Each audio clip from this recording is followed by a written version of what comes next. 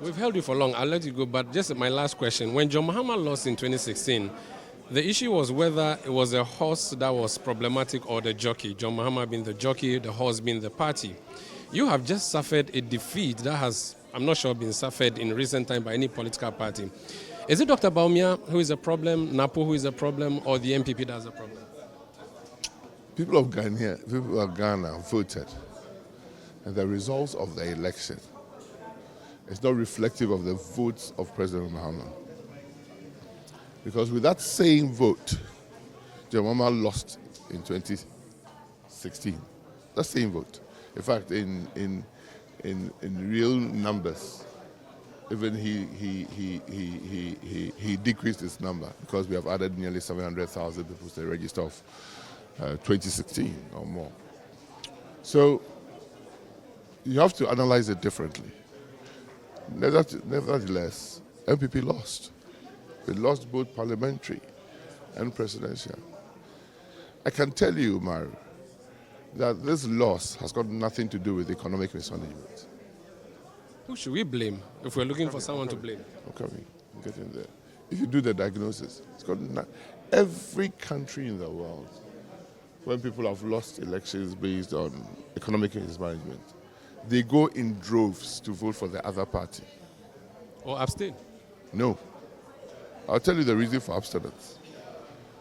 Everywhere citizens move in droves to support the opposition, number one reason is economic. In Ghana, I'll give you an example. In the US, Donald Trump lost election. Even when he won the first time, he lost the popular vote. He won the Electoral College. This time round when he won hugely on the popular vote at the Electoral College. And the number one reason, the base American will tell you, they saw grocery prices going through the roof. Economy. America, it was economy. In Ghana, people voted or did not vote. NPP people sat there with a loose term that people understand, voter apathy. Voter apathy affected both parties, but affected NPP even more.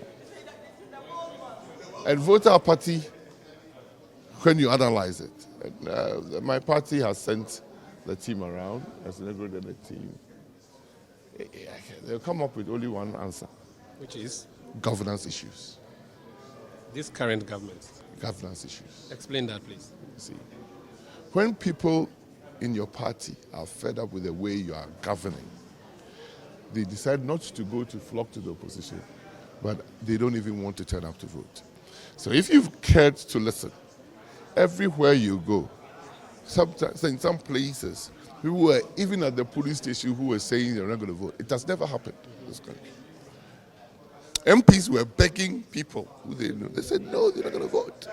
That is not about economic mismanagement. That's about a deep-seated problem the party hasn't addressed. And that is a party or government issue.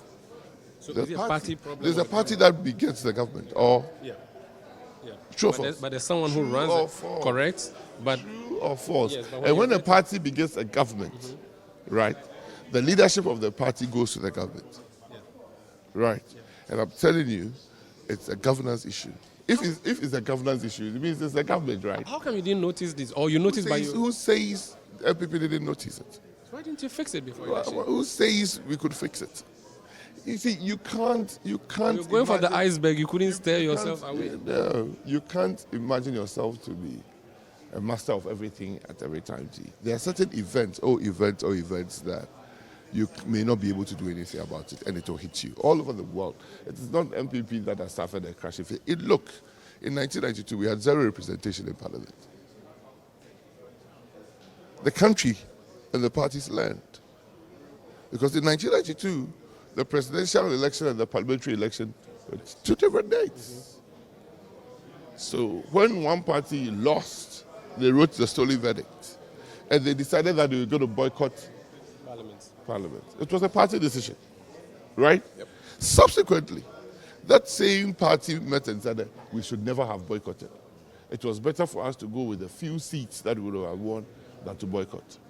So the party changed, the country changed, and decided to fix both elections one day so that the snowball effect doesn't happen. And the snowball effect happened again in 2008, true or false? So you don't want people to do things because of a snowball effect. You want people to do things analyzing the situation around. But I can tell you, I was the vice presidential running candidate for my party.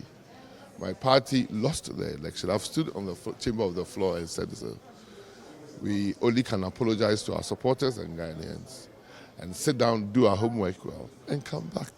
Because it will not be the first time the party has come back. This is a verdict on Akufo-Addo. You agree that this election was not about you and Bawumia, but rather how Akufo-Addo has governed the party? In 2008, when we lost, they said it was a verdict on Akufo. Did you agree? Whether I agreed or not, it's not what people say. It's the people's opinion. Do you agree now? I'm just telling you. You are trying to say it's the verdict of Akufo-Addo. Every time, you just, even in asking the question, you said when John Mahama lost in 2016, people said it was John Mahama's fault. I didn't say that. I said the argument was about whether it was a jockey. No, I said it was whether. No, I said it was whether the jockey or the horse. Has no difference. No, I said it was whether the jockey. Who was the jockey? Jockey or horse. I gave you two options. Who was the jockey? It came from a committee. Who was the jockey? Jockey was the rider, and then the horse. The rider was who? Mahama. Okay. So this time around, who? Even at 2016, questioned whether the loss was because of Mahama or NDC as a party. Nevertheless, they lost. And that's why I'm saying that no matter who you blame, the party has lost. But you haven't brought the Ashanti votes, though. Finally, that's my last question. They said you were going to bring Ashanti votes. I hope you never ask that question again, because it might provoke somebody to insult you. The whole country didn't vote. We lost 2.1 million votes. Can it be formally Ashanti? When I hear somebody say that, I feel really that I have to insult the person. That Ashanti didn't bring a vote. What does that mean? Did Volta region bring a vote? Go and check NDC votes in 2016 and 2024, or 2020 and 2024, and look at the votes. Even in Greater Accra, John Mahama lost votes, 5% votes compared to the last elections. So we should not get on that. That doesn't make sense, insulting tribes and people. Thank you. Because if you disagree, that people will say, oh, NDC is not helping the Voltarians. It's a slippery slope we are setting up this country. In fact, in Ashanti, 65% of the people turn up to vote. 65% of the people on the register. Which is higher than the 60% of the general turnout. Yes! The turnout is actually quite higher. The Ashanti region turnout was far. There were probably only 4 or 5 other regions that turned up higher than Ashanti. When you rate the 16 regions, probably the worst region of voter turnout was Volta region of Greater Accra. 46% or something. So please, let us not tribalize things like that. The reason I asked that, let us not tribalize things like that. And to say, did Bawumia, the Northerner, bring the Northern votes? did he? I'm asking you. So you can't ask a question that doesn't make sense, in the sense that the whole country, the votes didn't come. NPP lost. Doc, respectfully, just 2020. Respectfully, Doc. NPP got 6.7 million votes. And in 2024, NPP dropped their vote to 4.5. That is shared around the whole country. That 2.1 million loss is shared around the whole country. Ashanti region being probably, at that time, the most populous region for vote. But people also should understand that for a long time, the highest region for NDC vote has always been Ashanti region, the whole country. And that's why many said. That's why many said we've done the analysis. Don't generalize the same. Do you believe that Doc, that the NDC's highest vote is always in Ashanti region? Doc, the NDC's highest vote. Omaru, Sanda. Doc, Sanda. my question to you You brought is, something that I'm asking a question. You said you do the data. You just told people that you do the data. I am saying to you that, Doc. I'm saying that the reason NDC's highest, single highest regional vote. If NDC says they have a World Bank, right? The vote of the NDC World Bank is in Ashanti. No problem. The reason I asked the question I asked was, you see, when you were nominated, people say, oh, you're from Menshia. It's very significant, and I'm using Menshia importantly here. They even said your lineage to Nana I Prempeh. never heard all that. Okay, maybe if it's not true, then that's fine. But that's what I heard. And they said My that- lineage is true. Yes, But so- these arguments you are making, if Yes. the fringe makes an argument, it doesn't mean it's a general. So they say you're going to They harvest say the who? votes. Give me one name. A lot of the party No, supporters not said it's not true. the reason they chose you. The party supporters, or Baumia didn't choose me because I was Ashanti. Have you asked Dr. Baumia? No, I haven't. So how do you then go to somebody who has the exclusive reason for choosing a candidate and then say that some people you met at the roadside are saying they chose Napo because of Ashanti? That is, again, tribalizing elections in this country. Thank you for speaking to us. Thank you. That's Honorable Dr. Matthew Opoku Prempeh. Well, he's the outgoing member of Parliament for Mensah South. In the next few hours or so, this Parliament, which he belongs to, will die, which also goes with his tenure. He did not contest because he was the party's running mate in the elections of 2024.